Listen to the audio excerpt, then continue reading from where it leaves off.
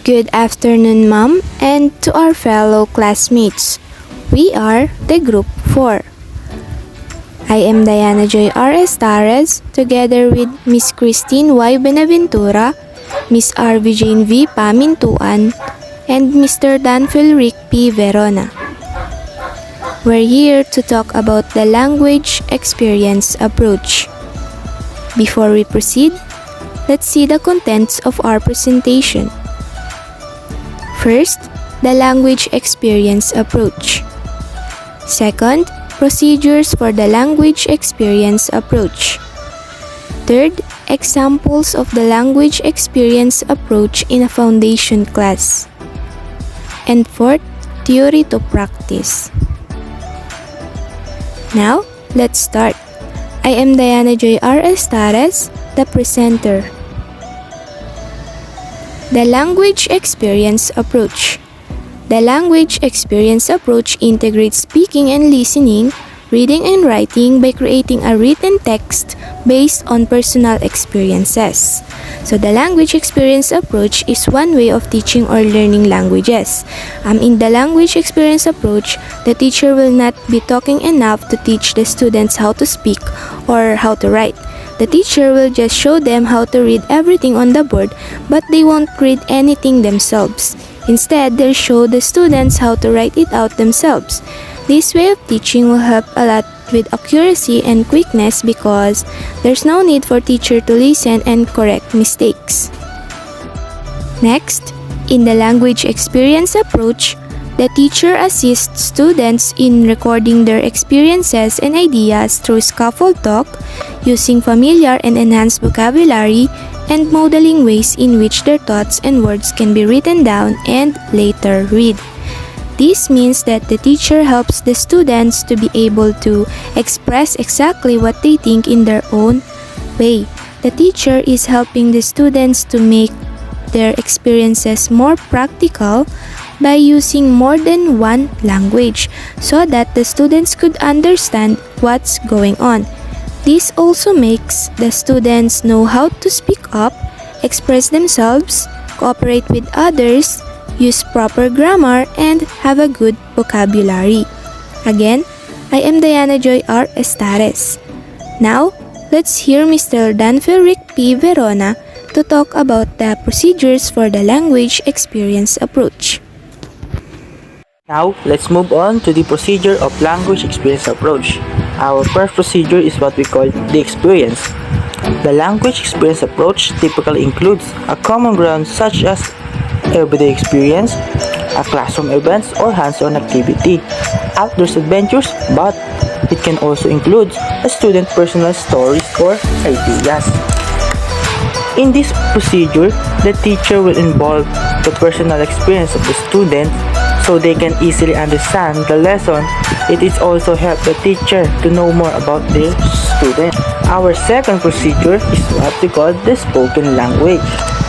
The role of educator in language experiences is to assist the student verbally recreating the experience as they take advantage of the student's interests and experiences, encourage students to reflect on their experiences, use more precise words to ask questions to convey details about experience, assist a student practicing the ideas they will be writing about. In this procedure, it allows the student to express their experiences through speaking, and the teacher can assist them to use the right word when they are speaking. And also, spoken language helps us to guide them when they are writing. The third procedure is the creating text. The teacher or the student may have written the text. As the writer, the teacher serves as a role model, teaching how to communicate thoughts and language in writing as a student dictate their ideas. A sentence may be dictated by each youngster or larger paragraph may be composed.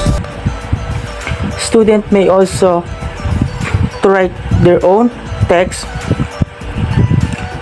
The teacher can direct student writing here, encouraging them to recognize that what they believe can be expressed and what they can be put down by them or the others. The distinction between spoken and written language thus be highlighted.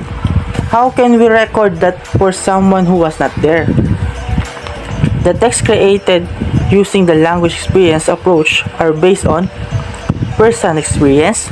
The format will vary, for example, charts, label, caption, list, or genres like recounts, procedure, and information report. McKenzie 2011 discovered that drawing and writing as a connected meaning-making system. More complex texts are produced. In this procedure, this is one of the best ways to express their personal thoughts, ideas, and experiences through writing. In this procedure, a teacher guides their student in creating text, and also the student have a right to choose what are they want to write.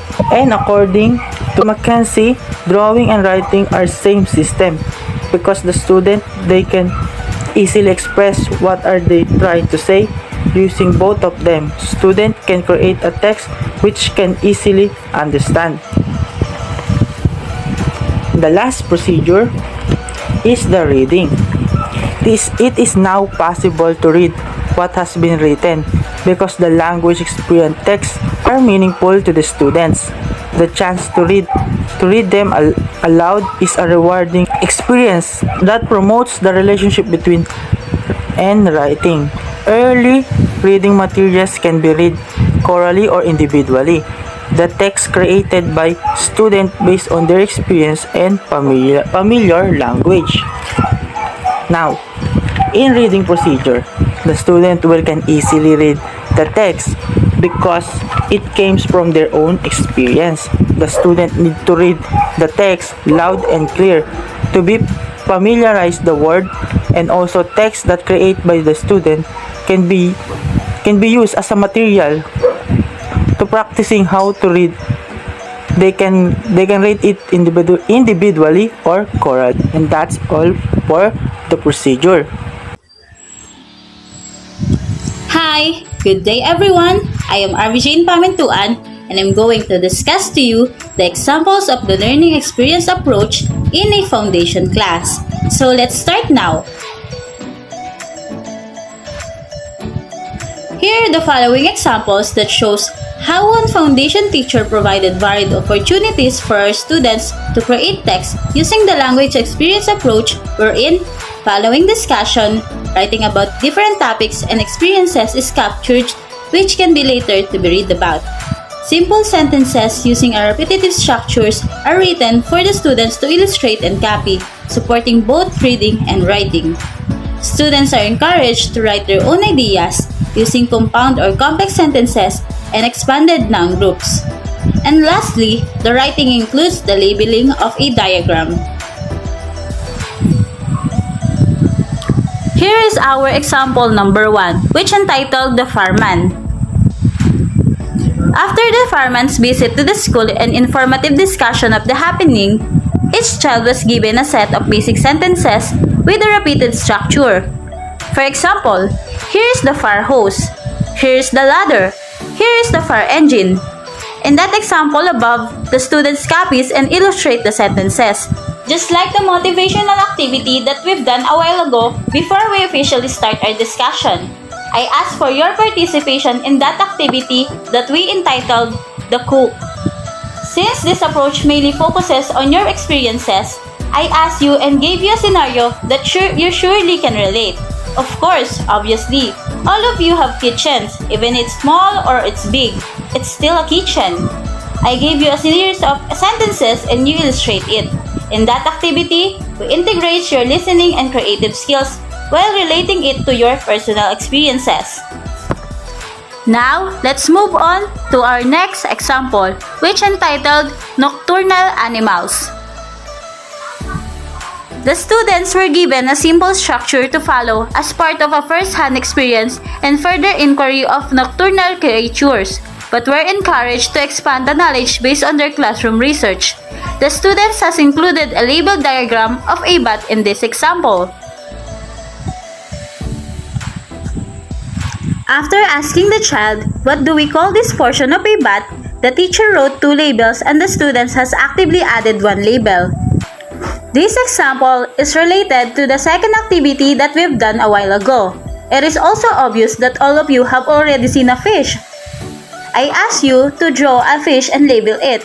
In that part, you were able to integrate your listening and writing skill while still relating it to your personal experiences. For our example number 3, which entitled An Excursion to the Zoo, the following are examples of the child's writing. A complicated sentence. I heard the elephant stomping loudly when we got to the zoo. A phrase that elaborates on the noun elephants. For example, elephant stomping loud. A simple past tense used to describe an experience or something witnessed. For example, went or heard.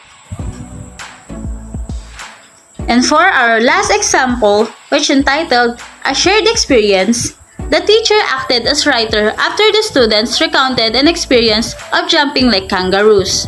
The teacher gave the students suggestions to help them remember and reflect on their experiences, as well as some of the information they have learned about kangaroos. Words like kangaroos are utilized in this example, which students will afterwards apply in their own writing. The text also includes high-frequency words and written language norms like capital letters and full stops.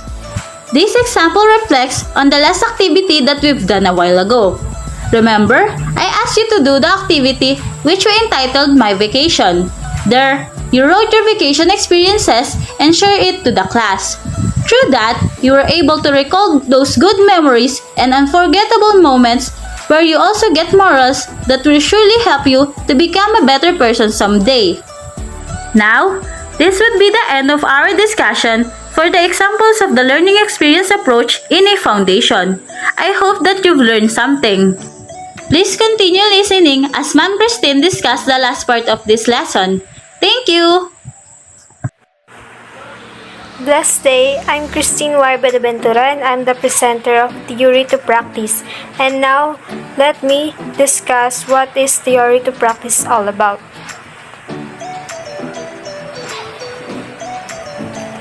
In her 1979 book, Write Me a Sign, Lorraine Wilson argued for the value of the language experience approach. The publication's main theme is that language is essential to learning in all areas of the curriculum. Wilson also recognizes the importance of children reading published other people's language and ideas as they grow as readers and writers.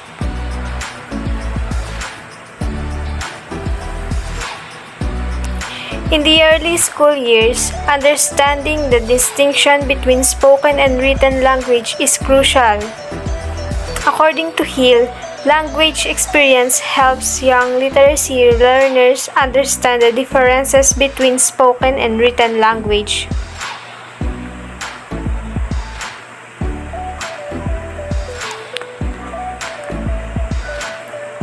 Importantly, encounters with the expert other, namely the teacher, help children to expand their language. Students are encouraged to write about their experiences as a result of the expansion and extension of oral language based on experiences. These student-created written writings are then read by the students, allowing them to recall the event. And that's the end of our topic. I hope you learned something new. Thank you!